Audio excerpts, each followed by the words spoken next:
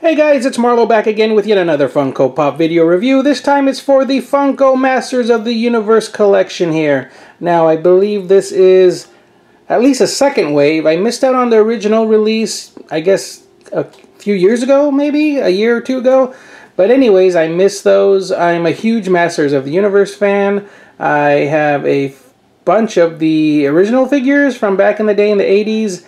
And I have pretty much all of the Masters of the Universe Classics line that was produced by Mattel before it went to Super 7. So I have a ton of Masters of the Universe stuff, and I don't know, I passed up the Funko Pop figures originally because I thought they looked kind of plain, kind of weird, and I wasn't into Funko Pops as much back then.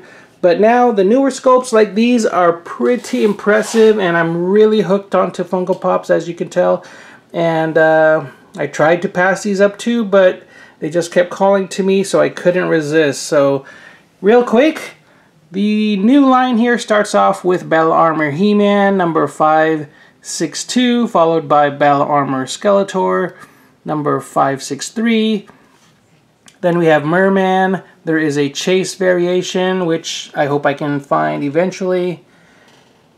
And then we have Evil-Lyn, Orko, and Stratos. And there's also a Beastman. I didn't pick him up on purpose because there's also a Comic-Con exclusive flocked Beastman that I can still pick up for a pretty good price, so I'm planning to get the flocked Beastman, as well as some other limited edition figures that were recently released, such as Trapjaw and Man-at-Arms. And maybe, just maybe, I can pick up some of the older figures, but they are quite pricey right now, so let's take a quick look at the artwork on each of the boxes.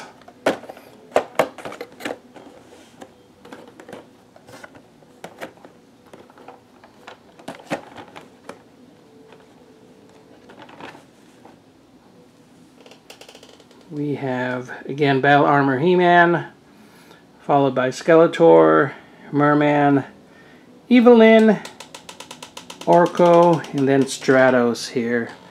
And at the back of the box you can see the current lineup. Again, I am missing Beastman at the moment, but I am planning to get the flocked version pretty soon. And they're pretty much the same throughout for each figure. So anyways, let's open them up and see how they look out of the package. And here are each of the figures out of their packages. Let's start off with He-Man.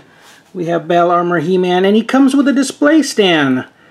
I don't know why. He seems to stand pretty good on his own. I tried it without the stand, and he seems pretty solid with the bigger feet there. Yet they included a display stand. I've been complaining about that all the time about Funko figures.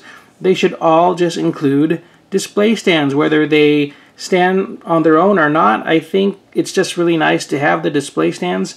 And then here, with someone like Skeletor and Merman, there's no display stands, yet I think their balance is a little bit more off than He-Man. See, I mean, he seems to kind of just barely stand there, so definitely Skeletor and Merman can benefit from a display stand because they have the funkier feet there as opposed to He-Man, yet they gave him a stand, so I don't get that. At least Evil-Lyn comes with a stand. Orko is kind of cool. He's levitating there on his base. And then Stratos there seems to be balancing pretty well. Anyhow, let's get back to Belle Armor He-Man.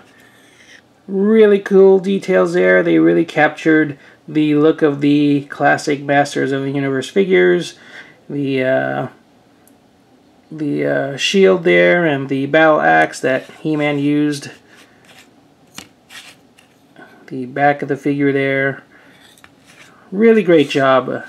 Compared to the older figures, again, which I missed out on, I think these are a vast improvement. And if they did look like this back in the day, I probably would have, well, not back in the day, but a few years ago when Funko released the original Masters of the Universe figures, I probably would have picked them up. Skeletor here with his battle armor also. Really great details there on his chest with the emblem. And the back of the figure there. They really get you with the packaging too. Masters of the Universe fans will quickly recognize the green brick motif there. you know, for Castle Grayskull, which they also used in the Classics line. Merman here. Oops. See, the Skeletor just keeps falling over. Oops. Merman with his staff. And he's captured here more in his, I believe, his more cartoonish type colors, because the figure that came out back in the 80s had a more darker green color, more reminiscent of the Chase figure. So hopefully I can get that Chase figure eventually, because that one looked a lot more like the original figure. We have Evil-Lyn.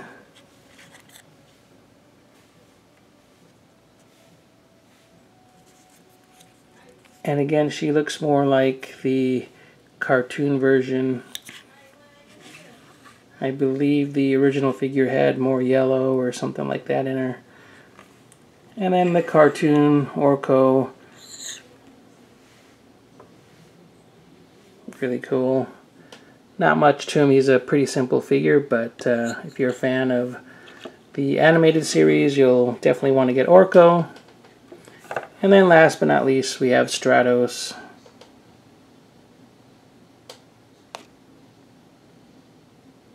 And they captured all his details, including his jetpack back there and his wings. And for you Masters of the Universe fans, you'll know there were different variations of Stratos too, with I guess red wings and I guess blue straps. They kind of reversed it.